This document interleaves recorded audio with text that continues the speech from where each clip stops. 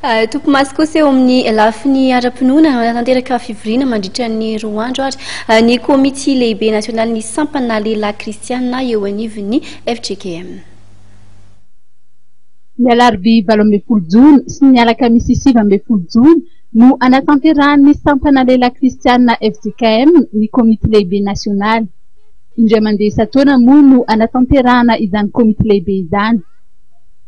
Ireo solon-tenan'ny sampana lehilahy kristianina avy any amin'ny synodam-paritany sy ireo solon-tena nofidin'ny ZKB no mandrafitra ny komity lehibe nasionaly.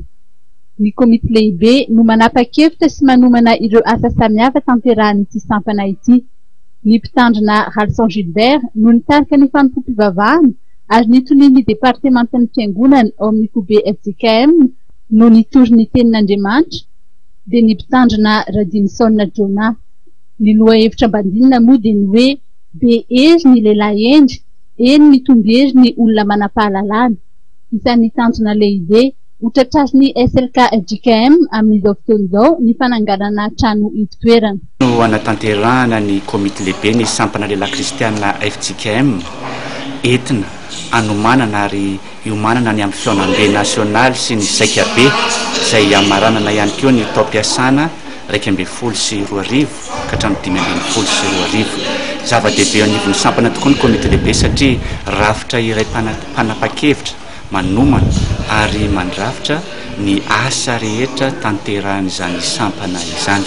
Koa dia isaorana lehibe indrindra Andriamanitra nanome toerana FGKM manandrina Lovasoa nandray izany komity lehibe izany.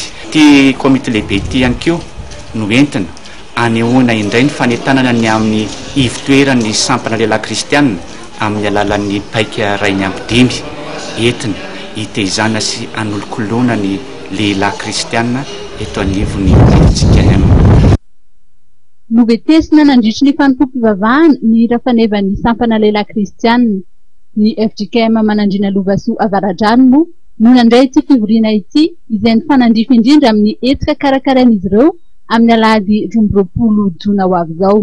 Dia isy ny lehilahy miara-metana izay antsoina ny lehilahy rehetra taranaka ny fiangonana manandrina na eto-toerana na naipelezana na iza isika kamatsiaro fa lehilahy taranaka ty fiangonana manandrina Lovasoa Avaradrano ity.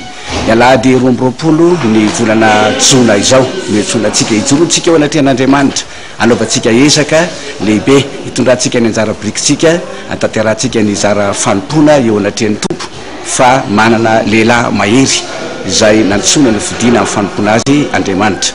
Azadina ihany koa ry havana malala ny sakafo piraisana fanaontsika isan-taona amin'ny 7 ny volana Jolay izao eny amin'ny espace Eldorado événement izy io dia antsona ary asaina ifametanana isika matsiaro fa taranaka ty fiangonana manandrina Lovasoa Avaradrano ity.